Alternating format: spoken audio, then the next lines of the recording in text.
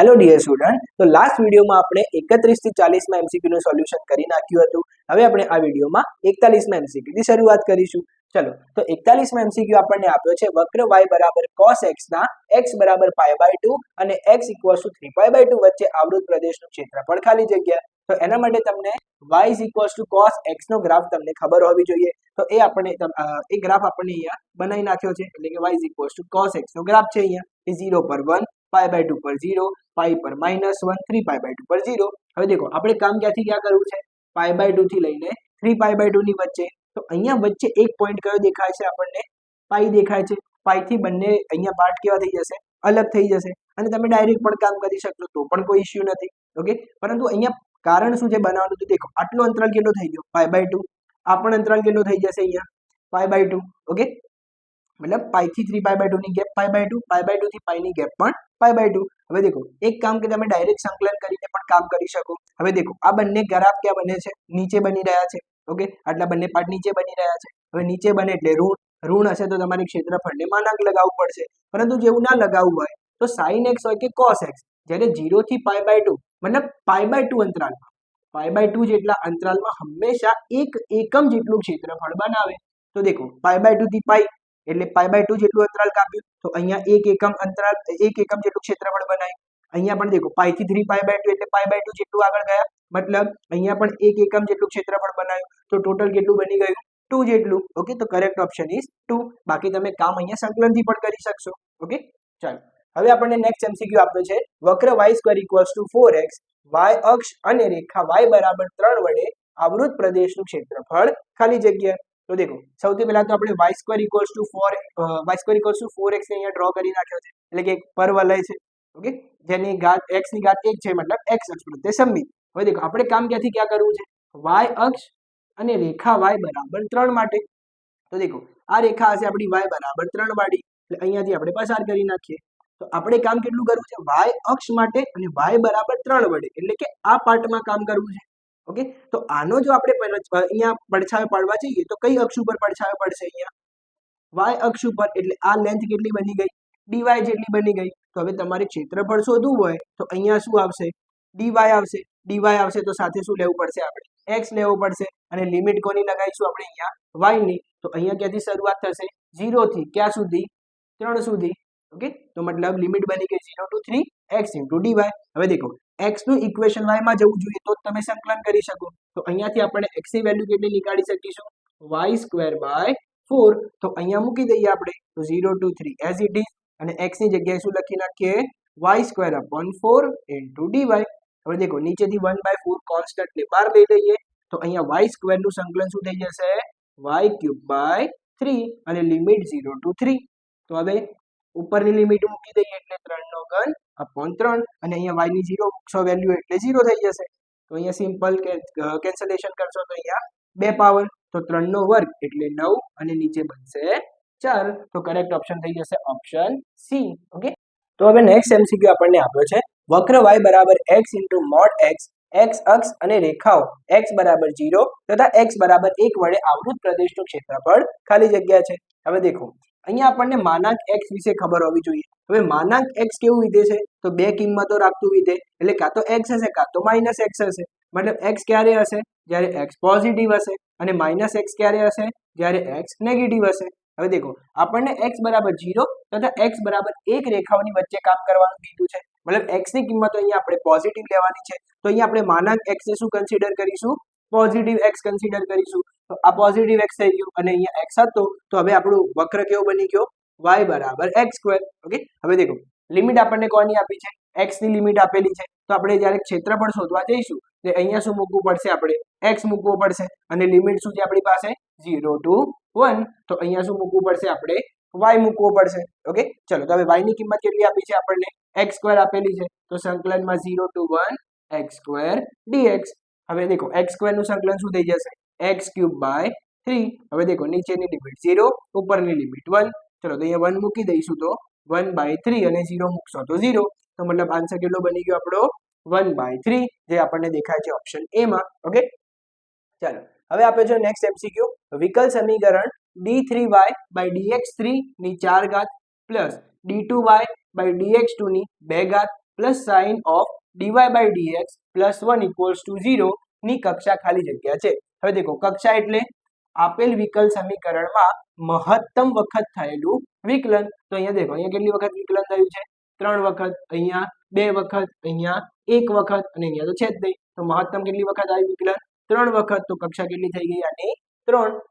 ચાલો next MCQ આપણને આપ્યો છે ચતુર્થ કક્ષાના વિકલ સમીકરણના વિશિષ્ટ ઉકેલમાં સ્વેર અચળની સંખ્યા ખાલી જગ્યા હશે. હવે દેખો કક્ષા કેટલી કીધી આપણને? ચતુર્થ એટલે ચોથી કક્ષાનું વિકલ સમીકરણ છે અને વિશિષ્ટ ઉકેલમાં કયો હોય તો જે પ્રમાણે આપણે જાણીએ છીએ કે વિશિષ્ટ ઉકેલ હશે તો એટલા જ સ્વેર અચળ હશે જેટલી વિકલ સમીકરણની કક્ષા હશે. તો માટે કરેક્ટ ઓપ્શન કયો થઈ જશે? 4. પરંતુ જો અહીંયા વ્યાપક ઉકેલ માંગ્યો હોત તો આન્સર શું બનાવ્યો હોત આપણે? 0 કર્યો હોત. ઓકે ચાલો હવે નેક્સ્ટ એમસીક્યુ આપણને આપ્યો છે વિકલ સમીકરણ x dy by dx plus 2y equals to x2 નો સંકલ્યકારક અવયવ એટલે કે IF બરાબર ખાલી જગ્યા. હવે દેખો આ સમીકરણ આપણને કેવું દેખાઈ રહ્યું છે? dy by dx plus py બરાબર q. પરંતુ અહીંયા આપણે સહગુણક dy by dx તો હંમેશા કેટલો રાખતા હતા? 1. હવે અહીંયા શું આપ્યો છે એને? x. તો બધાને પહેલા શું કરી નાખીએ આપણે? x થી ડિવાઈડ કરી નાખીએ. તો dy by dx plus 2 by xy અને અહીંયા એક x કેન્સલ થઈ જશે એટલે x. દેખો અહીંયા આપણે x થી ડિવાઈડ કરી રહ્યા છીએ માટે એને શું કન્ડિશન આપી છે? x not equals to 0. જો x 0 હોય તો તમે કોઈ દિવસ ડિવાઈડ કરી શકતા નથી. તો દેખો અહીંયા p ની વેલ્યુ શું થઈ ગઈ? 2 by x. હવે દેખો if ની ફોર્મ્યુલા e રેઝ ટુ સંકલનમાં p dx. ચલો તો e રેઝ ટુ સંકલનમાં p શું લાયા આપણે? 2 by x. હવે બે તો અચળ છે એટલે બહાર લઈ લઈએ તો સંકલનમાં શું બચશે? 1 upon x dx અને 1 upon x નું સંકલન શું થઈ જશે? log x. ઓકે હવે દેખો લોગની પ્રોપર્ટી યુઝ કરો કે લોગમાં અહીંયા ટર્મ જે આગળ છે તો તમે એને ઉપર લઈ જઈ શકશો. તો આ ટર્મ કેવું બન્યું? e raise to log x2. હવે e અને log એકબીજાના વ્યસ્ત વિધેયો છે. ઓકે તો એ બંને એકબીજાની અસર નાબૂદ કરી દેશે તો આન્સર શું બચશે આપણી પાસે? ફક્ત x2 જે આપણને દેખાઈ રહ્યો છે ઓપ્શન ડી માં. ઓકે તો હવે નેક્સ્ટ એમસીક્યુ આપણને આપ્યો છે વિકલ સમીકરણ y dx - x dy upon y equals to 0 નો વ્યાપક ઉકેલ ખાલી જગ્યા છે. હવે દેખો અહીંયા y છે. હવે આ પદ 0 થઈ જાય તો પદ અવ્યાખ્યાયિત થઈ જાય મતલબ આને 0 બનવાનો કોઈ અધિકાર નથી. તો 0 કયું બનશે? અહીંયા અંશ 0 બની શકે મતલબ y dx - x dy બરાબર 0. હવે માઇનસ છે આ બાજુ જશે તો પ્લસ. તો અહીંયા શું થઈ જશે? x dy. હવે દેખો y વાળાને y સાઈડ લાવી દો, x વાળાને x સાઈડ લાવી દઈએ તો શું થશે? અહીંયા dx ની નીચે x અને dy ની નીચે y. એટલે આ કઈ રીત કહીશું આપણે એને? ચલ વિયોજનની રીત. હવે બંને બાજુ આપણે લગાડી દઈએ સંકલન. હવે દેખો અહીંયા dx upon x એટલે 1 upon x બન્યું. 1 upon x નું સંકલન બોલે તો log x.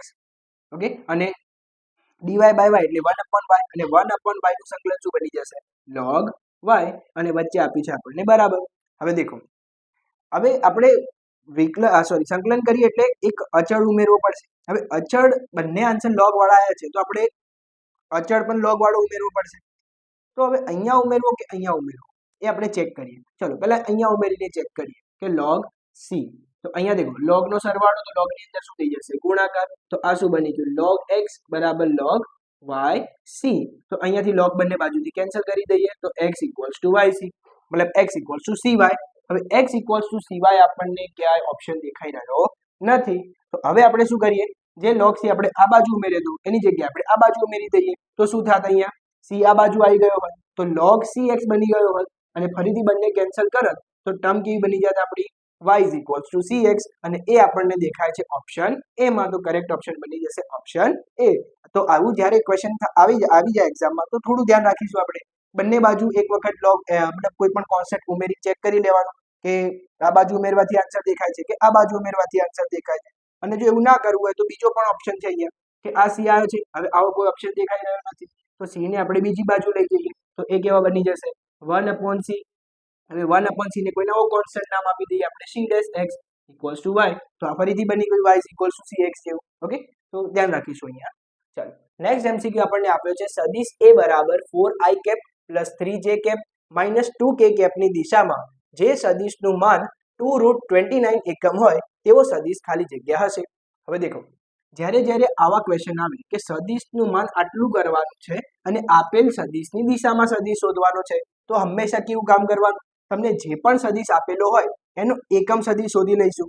તો હવે એકમ સદિશ શોધવાનો ફાયદો શું? તો એકમ સદિશનું માન કેટલું થઈ જાય? એક એકમ માન થઈ જાય. અને આપણે કેટલું કરવાનું છે અહીંયા? 2 વર્ગમૂળમાં 29. તો જે સદિશ આવે એને આપણે 2 વર્ગમૂળમાં 29 થી ગુણી દઈશું. ઓકે, ચલો તો સૌથી પહેલા આપણે એકમ સદિશ શોધી નાખીએ. એકમ સદિશ એટલે a કેપ, અને a કેપ નું સૂત્ર શું હતું? સદિશ ભાગ્યા સદિશનું માન. ઓકે, ચલો હવે સદિશ શું આપે છે આપણને?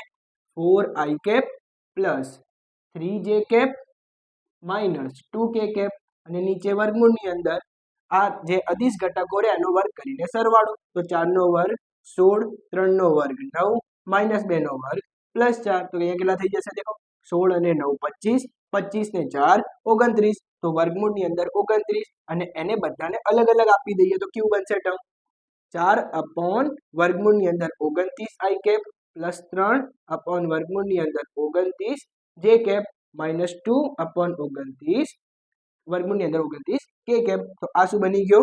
એકમ સદિશ કે જેનું માન કેટલું હશે? 1 એકમ. હવે આપણે કેટલું માન બનાવવું છે? 2 વર્ગમૂળમાં 29. ઓકે, તો હવે દેખો આપણે આ બધાને જો 2 વર્ગમૂળમાં 29 વડે ગુણી દઈએ તો આ સદિશનું માન કેટલું થઈ જશે? આટલું થઈ જશે. તો હવે દેખો કેવી રીતે કામ કરીએ? બધાને ગુણી દઈએ 2 વર્ગમૂળમાં 29 થી. એ જે સદિશ બનશે એને કોઈ નવો સદિશ નામ આપી દઈએ આપણે, સદિશ b. તો હવે દેખો બધાને ગુણતા જઈએ તો કેવું થશે? 2 વર્ગમૂળમાં 29, અહીંયા 4, અને નીચે વર્ગમૂળમાં 29 i કેપ પ્લસ 3, અને પછી 2 વર્ગમૂળમાં 29, અને નીચે વર્ગમૂળમાં 29 j કેપ, અને અહીંયા માઇનસ 2, અને 2 √29 અપોન √29 k કેપ. તો અહીંયાથી દેખો વર્ગમૂળમાં 29 ગયા, વર્ગમૂળમાં 29 ગયા, વર્ગમૂળમાં 29 ગયા. તો અહીંયા શું વધ્યું? દેખો 2 ગુણ્યા 4 એટલે 8 i કેપ, અહીંયા 3 દુ 6 j કેપ, અને અહીંયા 2 દુ 4 k કેપ.